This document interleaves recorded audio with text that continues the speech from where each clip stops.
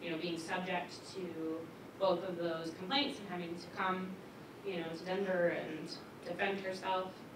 She subsequently, after the resolution of those cases, filed this case in the U.S. District Court,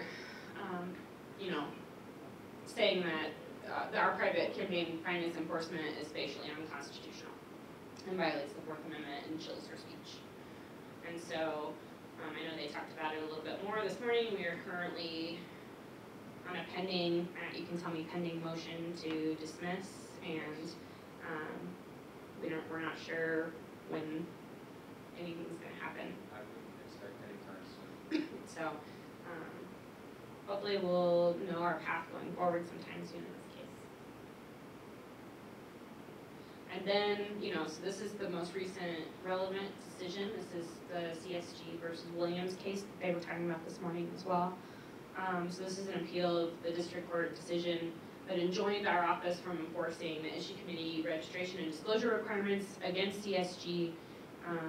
CSG, is a little bit of background, I think, raised and spent around $3,500, and they found that that level of activity, as applied to CSG, was not something that we could enforce all of the registration and disclosure requirements against them, and so it left us in, as they described earlier, kind of a quandary on what sort of guidance to give to committees when they were contacting us, like, do I have to register? Well,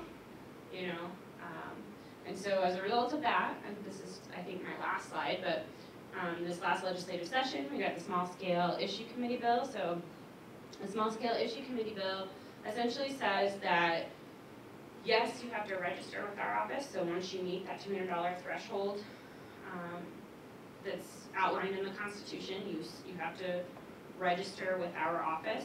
But at that point, that's all you have to do. So once you hit the $200 threshold and the major purpose test, you register with our office as a small scale issue committee, and then you have no further disclosure requirements until you hit the $5,000 threshold.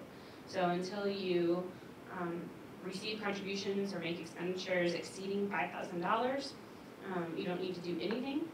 Once you meet that $5,000, so you'll have to track it because you have to just, have to be able to determine when you hit that threshold. Once you hit the $5,000 threshold, you have 15 days to notify our office that you've met that. We then, and we're still doing the Tracer setup to make this all work into Tracer, but right now it would just be a paper report, right? Where they would outline their contributions and expenditures. It's a little bit less information than a regular report because it's just name and address. You don't have to do that additional occupation and employer for $100 or more. It's just name and address of all contributions and expenditures from 0 to 5,000. You file that one-off report, then we convert you essentially to an issue committee, and you then go on as though you were a regular issue committee and have your regular reporting and have all of the itemization and occupation and employer requirements from that point forward.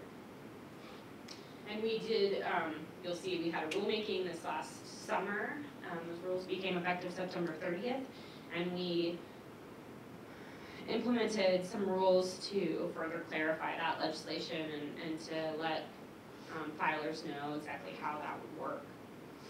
And then another piece of legislation this last session was about school board elections. So there had been some increased activity with committees related to school board elections in the past.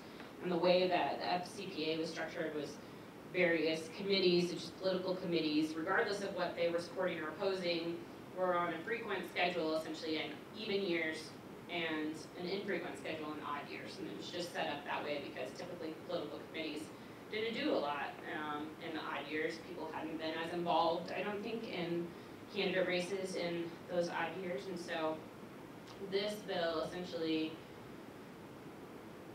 upped the reporting requirements and the frequency of reporting for committees who were participating in those off years, the odd year school board elections. So now electioneering communication reports, major contribution reports, 48-hour reports are all required for those participating in the school board election. election, and then the school board committees, people, political committees that might be supporting a school board candidate are gonna go to the more frequent filing schedule rather than the, what we would call an infrequent filing schedule in the off year.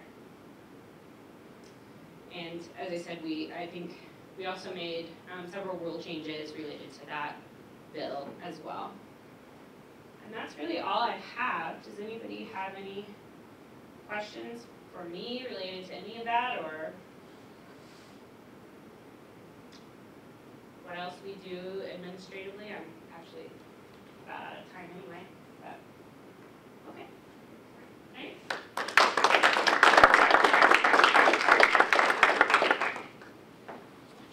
I think we're scheduled for another 10-minute break.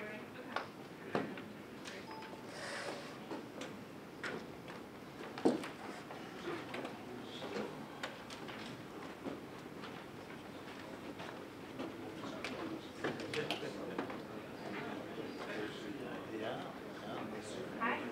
Yeah.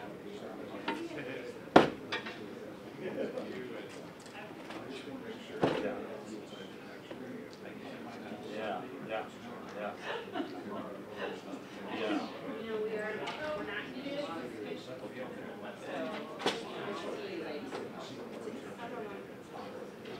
I would think they would need to have a bill, I had something,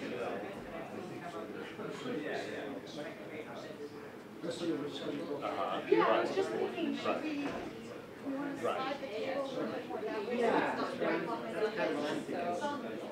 Yeah, I think any. or they could change the, slacker. There have been,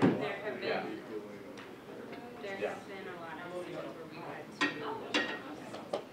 call you guys to get them. So, just making sure that we get those or any relevant information related to, because, we do need some.